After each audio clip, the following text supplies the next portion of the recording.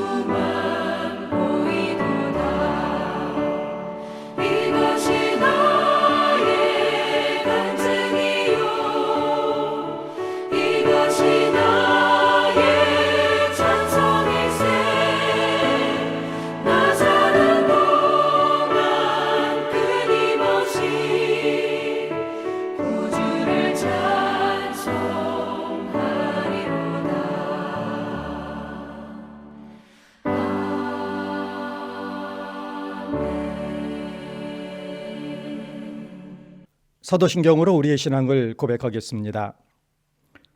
나는 전능하신 아버지 하나님 천지의 창조주를 믿습니다. 나는 그의 유일하신 아들 우리 주 예수 그리스도를 믿습니다.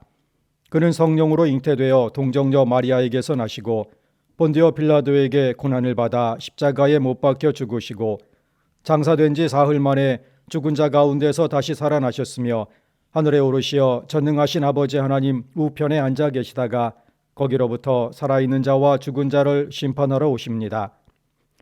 나는 성령을 믿으며 거룩한 공교회와 성도의 교제와 죄를 용서받는 것과 몸의 부활과 영생을 믿습니다. 아멘. 오늘 우리에게 주시는 하나님의 말씀은 느헤미야 4장 1절부터 14절까지의 말씀입니다. 구약성경 느헤미야 4장 1절부터 14절까지의 말씀, 하나님의 거룩하신 말씀 받들어 읽겠습니다. 산발랏이 우리가 성을 건축한다 함을 듣고 크게 분노하여 유다 사람들을 비웃으며 자기 형제들과 사마리아 군대 앞에서 일러 말하되 이 미약한 유다 사람들이 하는 일이 무엇인가? 스스로 견고하게 하려는가?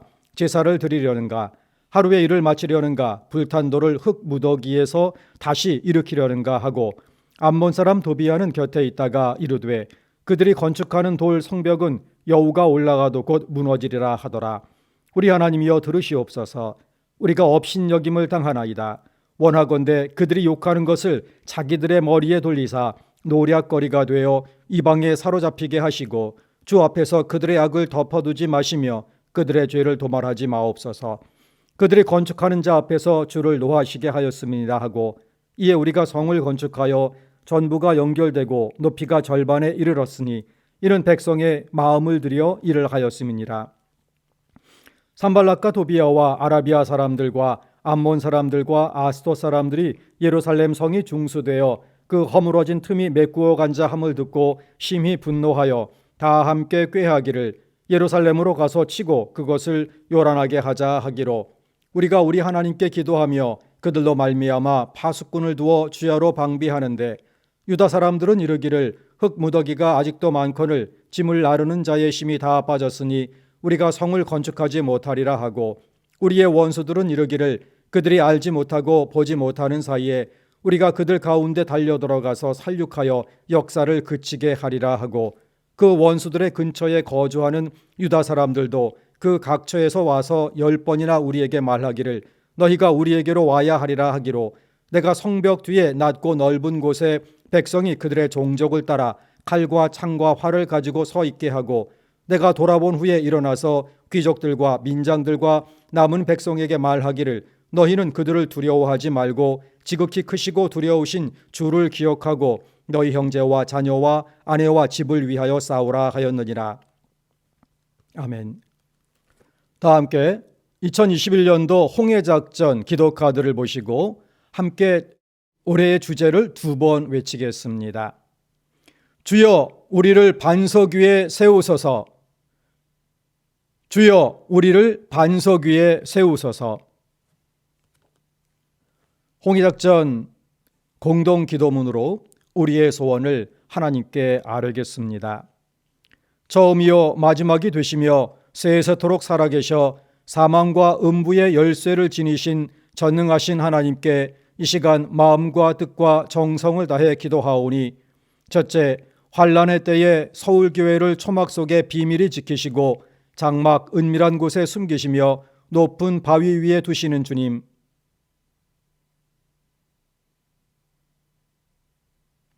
둘째, 처음이요 마지막이요 죽었다가 부활하신 주님.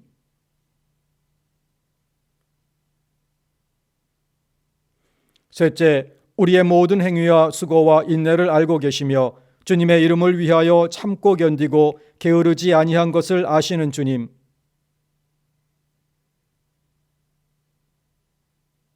넷째, 우리의 선한 사업과 사랑과 믿음과 섬김과 인내를 알고 계시는 주님. 다섯째, 다윗의 열쇠를 가지시니 곧 열면 닫을 사람이 없고 닫으면 열 사람이 없는 주님. 여섯째, 아멘이시오 충성되고 참된 증인이 되신 주님. 주 예수 그리스도의 이름으로 기도드립니다. 아멘. 이 시간에는 네 번째 기도 제목을 붙들고 한 번 더 기도하겠습니다. 우리의 선한 사업과 사랑과 믿음과 섬김과 인내를 알고 계시는 주님, 우리의 연약한 질그릇을 깨뜨려 주시고 거듭남의 새 사람을 힘입게 하옵소서. 기도하겠습니다. 또한 올해의 주제와 같이 서울교회를 그리고 각 가정을 믿음의 반석 위에 세워주시옵소서. 기도하겠습니다. 호국보훈의 달, 기도하며 믿음의 선조들이 피 흘려 세운 이 나라가 더욱 번영하게 하시어 복음화된 통일조국 이루게 하시고 하나님의 영광을 위하여 쓰임받는 나라 민족 되는 복을 내려 주옵소서. 그리고 서울교회 완전하게 회복되는 은혜 이 기간에 내려 주옵소서. 하나님께 한 마음으로 간구하겠습니다.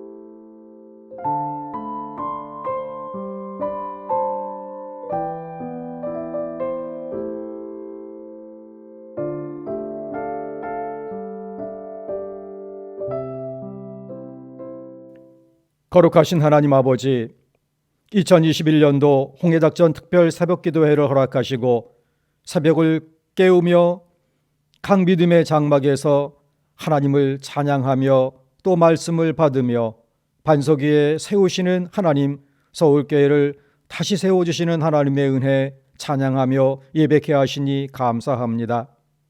거룩하신 하나님 아버지, 저희의 헌신과 눈물과 기도를 받으시어 하나님께서 서울교회를 지켜주시고 또 서울교회를 새롭게 재건하시는 역사 일으켜주시니 감사합니다. 손다릭 목사님을 담임 목사로 청빙케 하시고 교회 회복에 힘찬 전진을 하게 하여 주시니 감사합니다.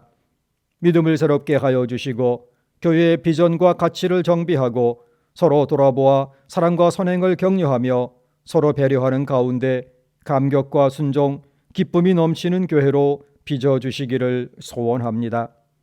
그동안 교회를 지키느라 눈물과 기도로 헌신한 수많은 성도들의 그 아픔을 치유하여 주시옵시고 그 고통의 현장에서 오직 하나님만 바라보며 묵묵히 인내해 오신 원로 목사님과 또 장로님들과 그 수많은 성도들의 그 눈물겨운 기도 하나님께서 들어주시고 위로하여 주옵소서.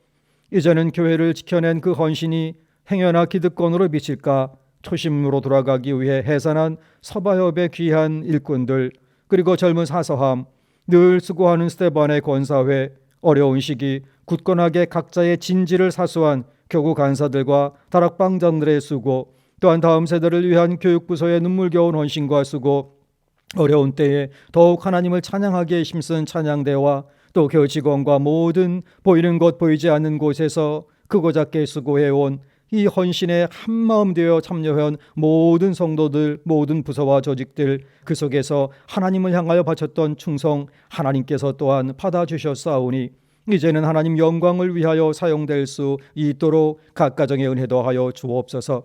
이제 사탄으로부터 교회를 사수하는 영적 전쟁의 시대를 마감하고 교회를 재건하고 회복하는 새 시대에 더욱 힘있게 쓰임받을 수 있도록 각 장막과 각 심령마다 물붓듯 부어주시는 회복과 치유와 갱신과 부흥의 은혜 허락하여 주옵소서. 홍해작전 기간 서울교회 완전한 회복의 역사를 소원합니다. 하나님의 영광을 위하여 이 땅과 세계 복음화의 성력을 위하여 서울교회의 전쟁의 시대는 종식되고 평화와 부흥의 새 시대를 내려주시옵소서. 교회와 각 장막에 믿음의 반석 위에 굳건하게 세워지는 하늘의 축복 내려주옵소서. 호국보훈의 달 더욱 나라를 위하여 기도합니다. 눈물겨운 기도 가운데 믿음의 선조들이 피 흘려 세운 이 나라 하나님 영광을 위하여 온전하게 쓰임받을 수 있도록 늘 번성케 하여 주시옵시고 복음화된 통일조국으로 나아가 세계 복음화를 위하여 쓰임받는 민족 이 한반도 되는 은혜를 허락하여 주시옵소서. 코로나19 시대는 완전히 종식되고 새롭게 열리는 시대에 이전보다 더욱더 힘있게 세상의 염려와 세상의 시각을 뛰어넘는 하나님께서 더욱 크게 복음의 확장을 위하여 역사하시며 또 교회와 성도는 그 역사에 능히 쓰임받는 하늘의 축복 또한 더하여 주옵소서. 거룩하신 하나님 아버지, 이 시간 주님의 말씀을 사모합니다. 사람은 가리우시고 하나님께서 각 가정에 각 심령에 주시고자 하시는 그 말씀만 드러나게 하여 주옵소서. 감사드리오며 예수 그리스도 이름으로 기도하옵나이다. 아멘. 오늘 말씀의 제목은 반대를 극복하는 느헤미야의 리더십입니다. 4장 1절 말씀을 읽겠습니다. 산발랏이 우리가 성을 건축한다 함을 듣고 크게 분노하여 유다 사람들을 비웃으며, 4장은 이렇게 비웃으며 분노하여 이렇게 시작합니다. 느헤미야가 행정적으로 영적으로 견고하고 탁월한 리더십을 발휘하며 성벽 재건의 공사를 시작하고 또 성공적으로 진행해 나갈 때 위기가 닥칩니다. 그 위기는 바로 강력한 반대자들, 반대 세력의 등장인 것입니다. 강력한 반대자들이 외부에서 등장하고 또 공동체 내부에서도 예기치 못한 상황이 그 건설을 가로막는 반대 장애물이 되는 겁니다. 그리고 그의 리더십을 흔들게 됩니다. 오늘 그리고 내일 4장과 5장, 6장을 통해서 각양각색의 반대를 잘 극복하고 성벽 재건을 이루어서 예루살렘 공동체의 재건이라는 역사적 과제를 완수한 느헤미야의 리더십을 성찰하고자 합니다. 그 리더십을 묵상하고 적용하기를 결단하면서 서울교회 공동체를 새롭게 하시고 재건하시고 회복하시는 하나님의 성령에 쓰임받는 우리 각자의 크고 작은 리더십의 모습과 스타일들을 점검하고 다듬는 시간을 갖고자 합니다. 흔히 이끌어가는 것을 리더십이라고 생각을 합니다. 그런데 기독교 리더십의 대표적인 연구가인 존 맥스웰은 수많은 리더들의 그 모습들을 연구하고 유형화시키고 정리하고 강의하면서 리더십에 대해서 이렇게 결론적으로 말을 합니다. 리더십이란 곧 영향력이다. 리더십이란 곧 영향력이다 하는 겁니다. 그렇다면 앞에서 이끌어가는 것을 보통 리더십이라고 생각을 하지만 옆에서 뒤에서 돕는 사람, 또 앞에서 끌어가는 이뿐만 아니라 뒤에서 따라가는 사람 모두가 서로 상호간에 영향력을 주고 받는 것이기에 리더십은 결국 상호적 리더십이라고 하겠고, 요즘에는 최상의 리더십은 공유적 리더십이라고 이야기들을 합니다. 리더십의 대가인 존 맥스웰은 리더의 높은 수준에 이르는 로드맵을 5단계로 나누어서 보여줍니다. 첫 번째는 지위 리더십이죠. 자신에게 주어진 지위, 직책을 활용해서 주변 사람들에게 영향을 미치고 따르게 하는 단계입니다. 대부분의 경우 지위 리더십 1단계에서도 실패하더라라는 게 리더십 연구가의 지적이기도 합니다. 이 단계를 넘어서게 되면 이제 그 다음은 관계의 리더십입니다. 이제 서로 간의 신뢰를 바탕으로 자발적으로 이제 따르게 되는 것이죠. 처음에는 직책 때문에 어쩔 수 없이 그냥 따라가지만 함께 하다 보니 믿음이 생기고 신뢰가 생기고 돕고 싶은 마음도 생기고 자발적으로 따라가게 되더라. 여기에서만 머물게 되면 그냥 괜찮은 리더 정도가 된다는 것이죠. 그런데 그 다음으로 도약해야 할 단계가 있으니 바로 3단계 성과 리더십 단계입니다. 그 지도자가, 그 리더가 공동체의 조직에 하는 그런 헌신과 모습들을 보고 또 그에 대한 성과가 나오는 것을 보고 계속해서 지지하고 따라가게 된다 하는 것입니다. 아무리 관계가 또 신뢰가 든든하게 세워져 있어도 시간이 가는데 성과가 나오지 않는다면 따르는 사람들이 줄어든다 하는 것이지요. 그리고 이 성과의 리더십을 넘어서 진정한 리더십의 단계에 들어가는 것, 4단계, 사람을 키우는 리더십이라 하는 것입니다. 자신만이 그냥 성장하고 성과를 내고 그 명예와 권세를 다 가지는 것이 아니고 따르는 사람들을 부단하게 성장시키고 성장할 수 있는 환경, 기회를 제공해서 성장하여서 함께 리더십을 행사하고 함께 이끌어가는 단계라는 것입니다. 그리고 마지막 단계는 존경받는 리더십. 그런데 존 맥스웰은 이 5단계에 이른 사람은 현실 속에 사실은 거의 없다. 4단계만 올라가도 최고의 리더라고 평가받을 수 있다 하는 것이죠. 자기를 따르는 사람을 진정으로 존중하고 사랑하고 성과를 내고 이익을 내면 그것을 공유하고 더 나아가서 성장시켜주고 그리고 그들에게 존경받을 만한 삶을 오랜 기간에 걸쳐서 살아와서 진정한 리더다라고 존경받게 되는 단계, 모든 리더가 꿈꾸는 단계가 아니겠습니까? 리더십의 단계에 오르기 위해서는 부단하게 연구하고 노력하고 또 실패와 성공을 반복해 나가면서 성장한다는 겁니다. 그런데 이 리더십을 빛나게 하는 것이 있으니, 그리고 리더십에 있어서 그 깊이가 드러나게 하는 것이 있으니, 그것은 바로 반대에 직면했을 때 어떻게 대처하는가, 반대에 직면했을 때 이를 극복하는 능력이라 하는 겁니다. 리더라면 모름지기 주변 모든 사람들의 칭찬과 인정과 존경 속에 리더십을 발휘하고 싶겠죠. 모두가 꿈꾸는 겁니다. 그런데 그런 사람은 역사상 단 한 명도 없다라는 게 문제이죠. 유대인의 경구에도 9명이 있다면 그 중에 반대하는 사람이 3사람 정도만 되어도 사실은 성공한 거다, 이런 경구가 있습니다. 예수님의 12 제자 중에서도 한 명은 예수님을 배신하고 밀고 하지 않았습니까? 반대에 부딪히는 것은 리더의 숙명이다 하겠습니다. 반대를 다루는 법, 리더십 훈련에서 난이도가 가장 높은 단계에 속하는 겁니다. 느헤미야가 4장, 5장, 6장에서 직면한 상황이 바로 격렬한 반대에 직면한 상황입니다. 이 반대가 그의 리더십을 시험대 위에 올려놓습니다. 요즘 젊은이들 표현으로 하면 단두대 매치인 겁니다. 이 반대를 극복해 나가면 순항할 수 있지만 이 반대를 극복하지 못하면 모든 게 다 수포로 돌아가게 되는 것이지요.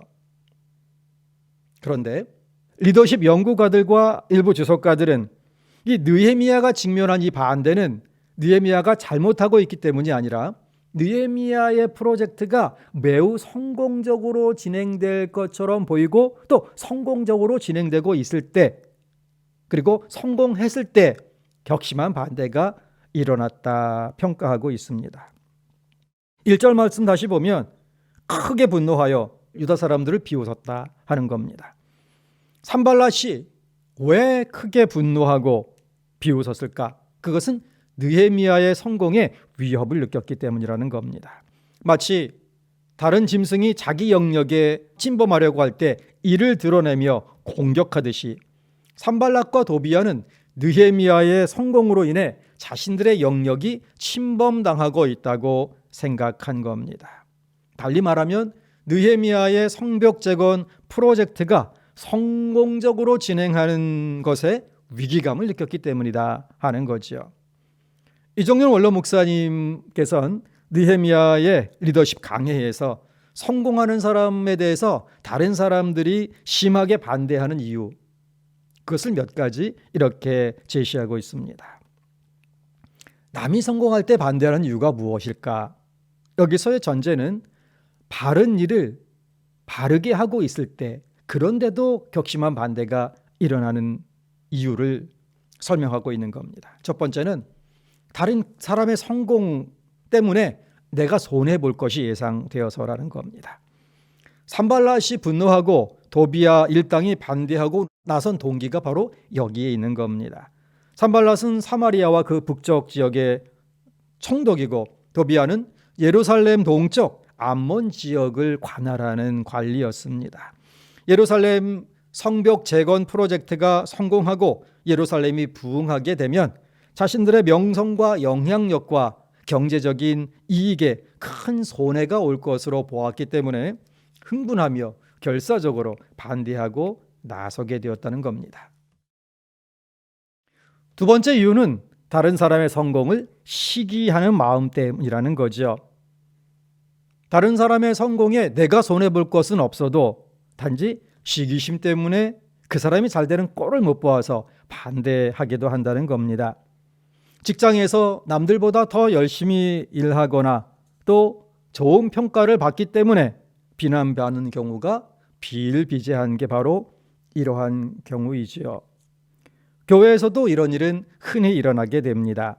열심히 할수록 더 많은 반대를 예상해야 한다는 거지요. 열심히 봉사하다가 상처를 받고 교회에 깊이 들어가면 상처가 되니 그냥 예배만 드리자. 이런 분들이 생겨나고 그리고 교회를 이동하게 되면 절대로 봉사에는 안 들어가고 딱 예배만 드리고 떠나가는 분들이 이런 영향 때문인 겁니다. 어느 교회나 이런 일이 있죠. 자신은 하지 않으면서 열심히 하는 사람들을 비난하는 일이 바로 아직은 성화되지 못한 죄인들의 마음인 것입니다. 산발랏과 도비아는 시기심 때문에 느헤미야를 반대하고 성벽 재건 사업을 조롱한 것입니다. 느헤미야의 평판과 영향력이 자기들보다 커지고 유대인 공동체가 자신들의 민족들보다 더 잘 될 것을 시기하는 것이죠. 세 번째 이유입니다. 자신과 다른 방법으로 일하기 때문입니다. 누군가가 나타나서 자신들이 했던 것과 다른 방식으로 일을 할 때 그게 나쁘지 않다는 것 알면서도 반대하는 경우가 생깁니다. 과거의 관행을 바꾸기를 원치 않아서 반대하는 일들이 비일비재하는 것이지요. 네 번째 이유는 소외감을 느끼기 때문입니다. 산발랏과 도비아와 따르는 이들이 처음에는 성벽 재건 프로젝트에 자신들도 참여하게 해달라고 했지만 이것은 그들의 일이 아니고 하나님께서 택하신 선민의 일이었기에 거절하였던 겁니다. 소외되었다고 느끼자 이제는 적극적으로 반대하고 나선 것이죠. 다섯 번째는 동기의 순수성을 의심하거나 그 동기를 왜곡해서 보기 때문에 또 왜곡해서 선전하면서 방해를 하는 겁니다. 느헤미야 2장 19절에 그러한 일단의 모습이 나와 있습니다. 너희가 하는 일이 무엇이냐? 너희가 왕을 배반하고자 하느냐 하기로. 산발랏과 도비아는 유대인들이 바사 제국의 반란을 일으키기 위해 예루살렘 성벽 재건을 한다 이렇게 소문을 내며 비방을 한 겁니다. 조지 레이코프의 유명한 책 프레임 전쟁이라는 책이 있습니다. 중요한 내용은 이겁니다. 코끼리를 생각하지 마 이런 부제가 있습니다. 코끼리를 생각하지 마세요 하면 뭐가 떠오르십니까? 코끼리를 생각하지 말라는데 그럴수록 자꾸만 커다란 코끼리가 떠오르게 되는 것이죠. 반란을 준비하는 것이라는 프레임을 걸어버리니 가만히 있으면 반란 꾀하는 걸 인정하는 셈이 되고 우리는 반란을 꾀하는 게 아니다 설명하고 설명할수록 반란의 이미지가 더 쉬워지는 겁니다. 흔히 이 프레임은 이렇게 작동을 하죠. 이건 사실은 정치 전략책이기도 합니다만 일상에서도 우리가 몸담고 있는 어느 곳에서나 일어나는 일들입니다. 저 사람 이런 문제 있지 않냐? 라고 한두 사람 수근수근 거리게 되면 누군가 조롱하던 모함하던 음해하던 그런 말을 하면 실제 문제가 있던 없던 관계없이 그런 문제가 있는 사람이라는 이미지가 더 쉬워지는 겁니다. 이렇게 될 때 우리는 프레임에 걸려든다 이렇게 말하게 되는 것이죠. 조지 레이코프는 이것을 프레임 전쟁이라고 합니다. 어떻게 상대의 프레임을 막고 또 상대방에게 치명적인 손해가 되는 프레임을 씌우는가? 이게 정치공학적인 그런 내용은 다루고 있습니다. 산발락과 도비야 그들이 보기에 이 유대인들이, 힘도 없는 유대인들이 반란을 일으킬 의사도 없어 보이고, 실제 반란을 일으키려 한다 할지라도 조기에 진압될 것이기에 아무 문제 없다는 것 몰라서가 아닙니다. 어떻게든 흠집내고 모함을 해서 그 성벽 재건 프로젝트를 막으려는 것이지요. 반란을 꾀한다는 이 프레임, 성벽 재건 프로젝트에 심각한 타격을 입힐 수 있는 치명적인 공격이었던 겁니다. 그리고 여섯 번째는 사탄이 반대하기 때문에, 사탄이 사람들을 자꾸 충동해서 반대하는 것이죠. 사탄은 영적인 일, 거룩한 일을 반대하고 나섭니다. 그래서 여러 가지 반대들을 예상해야 되는 겁니다. 그러나 굉장히 조심해야 할 일이 있습니다. 영적 환원주의라고 하는 게 있습니다. 모든 것을 영적인 일로 이렇게 다 그 원인이 거기 때문이다라고 하는 것이요, 절대로 걸려들어서는 안 되는 오류입니다. 하다못해 기침만 해도 이게 영적인 일로 해석을 하고 그런 분들도 있지 않습니까? 모든 걱정거리, 모든 반대가 사탄 때문이라고 몰아붙여서는 안 된다는 것이지요. 무언가 반대가 생겼을 때는 잠시 멈추고 성찰하며 기도하며 잘못되는 것이 없는지 점검하는 단계는 매우 필요합니다. 그러나 선한 일을 하는 데에도 반대하는 사람이 생기는 데에는 여러 가지 이유가 있는 겁니다. 리더는 반대하는 사람이 생길 때에 왜 이해해 주지 못하냐고 서운해하고 반격하고 보복할 것이 아니고, 반대하는 사람이 생기는 게 당연한 일이라고 의연하게 대처해야 하는 겁니다. 반대에 대처하는 모습을 보면 그 리더십이 고수인지 하수인지 알아볼 수가 있는 겁니다. 무언가 상대방에게 반대하는 의견을 제시해 볼 때 툭툭거리면서 반격하고 나오는지, 감사히 여기면서 자기 성찰의 계기로 삼는 사람인지 느껴지게 됩니다. 전자는 상대하면 좀 곤란한 사람이고, 후자는 평생 친구로 가도 좋은 사람이지요. 어느 리더십 전문가는 이렇게 표현합니다. 훌륭한 지도자는 낯이 두꺼워야 한다. 그 자리에서 그냥 막 그대로 감정적으로 이렇게 반응하고 반박하고 반격하는 사람은 리더십 하수다, 이런 표현이죠. 자, 이렇게 반대하는 이유들에 대해서 쭉 돌아본 이유는, 느헤미야는 그러면 어떻게 이 반대에 대처했는가, 바로 여기가 우리의 관심사입니다. 느헤미야의 반대 대처법, 첫 번째, 느헤미야는 보복하지 않았다는 겁니다. 반대를 당하고 조롱을 당할 때 우리는 본능적으로 맞받아치고 싶은 강력한 유혹을 받게 됩니다. 느헤미야는 그 유혹을 넘어섭니다. 맞대응하면 똑같은 수준이 되는 것이지요. 느헤미야는 어떻게 했는가? 두 번째, 느헤미야는 기도했습니다. 느헤미야는 매우 뛰어난 행정가이고 전략가이고 정치가였습니다. 그러나 하나님께서 느헤미야를 이 위대한 역사에 사용하신 이유가, 더 큰 이유가 있으니 그것은 느헤미야가 기도하는 사람이었기 때문이라는 겁니다. 문제가 없을 때에도 기도하고, 문제가 생기면 기도하고, 해결되면 또 기도하는 사람이라는 겁니다. 산발락과 도비야, 이 야비한 도발에 얼마나 마음이 상했을까요? 얼마나 격동하고 격분했을까요? 그는 자신의 분노한 감정을 속이지도 않고 무시하지도 않고 억지로 꽉꽉 눌러 담으려고도 하지 않습니다. 찢어진 마음 그대로 되받아칩니다. 그런데 그 되받아치는 방향이 아주 낮은 수준의 시정잡배에게나 볼 수 있는 그러한 사람들에게 나오는 방향이 아니고 정반대의 방향으로 그 찢어진 마음을 되받아친 겁니다.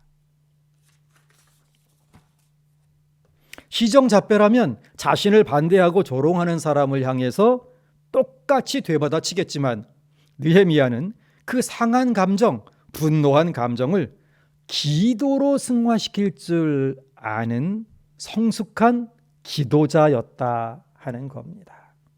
느헤미야는 격동하는 자신의 마음을 사람을 향해 받아치지 않고 하나님의 은혜의 보좌 팔 밑에 납작 엎드려 그 상한 감정을 하나님 앞에 쏟아 놓았던 겁니다. 4절의 말씀 읽어볼까요? 우리 하나님이여 들으시옵소서. 우리가 업신여김을 당하나이다. 원하건대 그들이 욕하는 것을 자기들의 머리에 돌리사 노략거리가 되어 이방에 사로잡히게 하시고, 그는 자기 입으로 자기 손으로 대응하지 않고 하나님께서 판단하시고 심판해 주시도록 하나님께 청원하는 겁니다. 5절을 계속 읽어볼까요?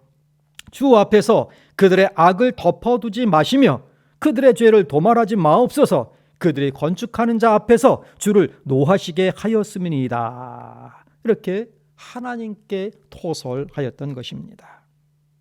느헤미야는 그 모든 분노를 사람에게 되갚지 않고 하나님께 내어놓으며 기도하였던 겁니다.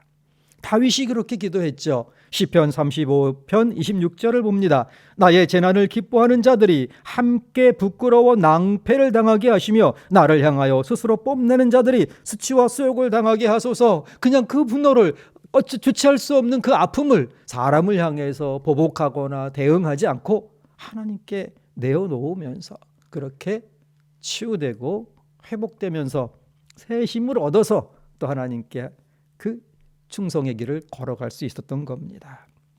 분노와 상한 감정을 하나님 앞에 다 쏟아놓고 사람한테 맞대응하지 않았다. 느헤미야의 반대 처리법 포인트입니다. 느헤미야는 반대자들의 야비한 조롱의 돌팔매를 맞아도 쓰러지지 않았습니다. 기도가 그를 지켜준 거지요. 하나님께서 그 앞에 모든 아픔과 상처와 분노와 원한과 원수도 하나님이 갚아주세요라고 하는 그 기도 다 받으시고 그를 든든하게 지켜주셨던 겁니다. 느헤미야가 반대를 처리하는 세 번째, 하던 일을 계속하더라 하는 겁니다. 느헤미야는 산발락과 도비야 그 일당들의 반대와 조롱의 동기가 이 성벽이 재건되는 것을 두려워하기 때문이라 이것을 간파한 겁니다. 그래서 그 반대에 대한 가장 적절한 대응은 그냥 하던 일을 열심히 하는 것이라 판단한 겁니다. 4장 6절 봅니다. 이에 우리가 성읍을 건축하여 전부가 연결되고 높이가 절반에 이르렀으니 이는 백성이 마음들여 일을 하였습니다. 느헤미야는 극심한 반대에 부딪혔을 때 기도하고 인내하였습니다. 믿음을 가지고 흔들리지 않고 하던 일을 그냥 계속해 나갔던 겁니다. 느헤미야는 반대자들이 말로 조롱할 뿐만 아니라 무력으로 위협하는 가운데에도 한 손으로는 일을 하고 한 손으로는 병기를 잡고 적의 기습 공격에 대비하면서 그냥 그 일을 계속해 나가는 것입니다. 그리고 하나님께서 함께 하심을 확신하며 주변 사람들에게 계속 기억할 수 있도록 독려하였던 겁니다. 그게 20절입니다. 너희는 어디서든지 나팔 소리를 듣거든 그리로 모여서 우리에게로 나오라. 우리 하나님이 우리를 위하여 싸우시리라 하였니라. 걱정하지 말라. 하나님이 우리를 위하여 싸우실 것이니까 지금 하는 일을 집중해서 잘 해라 했던 겁니다. 느헤미야는 참으로 대단한 리더십 모델입니다.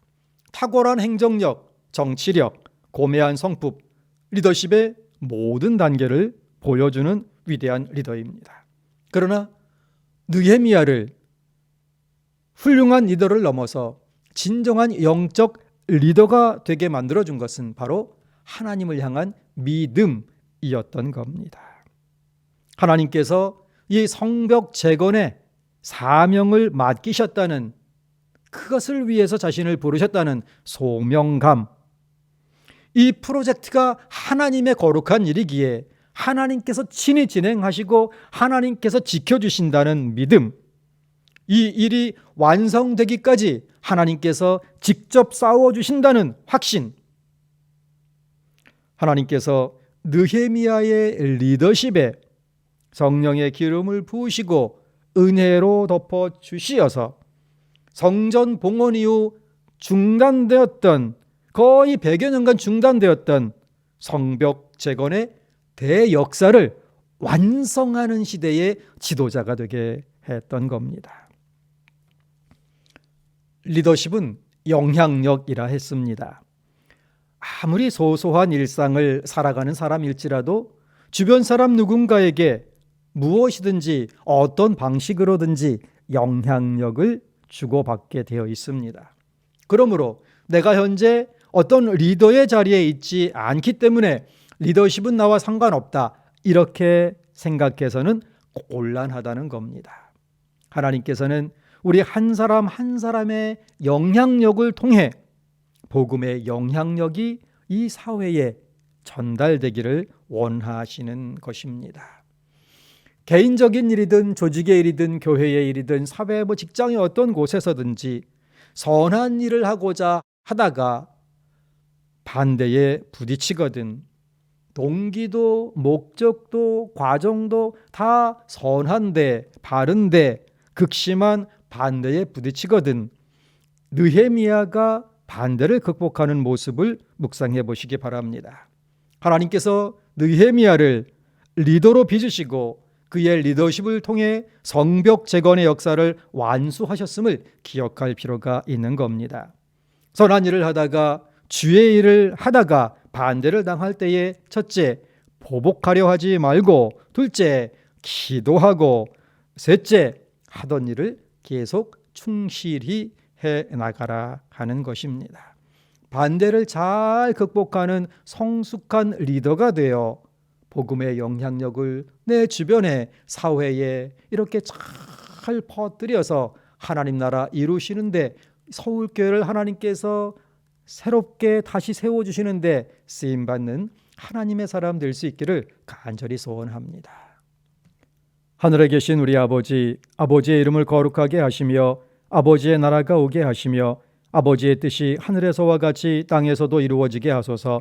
오늘 우리에게 일용할 양식을 주시고 우리가 우리에게 잘못한 사람을 용서하여 준 것 같이 우리 죄를 용서하여 주시고 우리를 시험에 빠지지 않게 하시고 악에서 구하소서.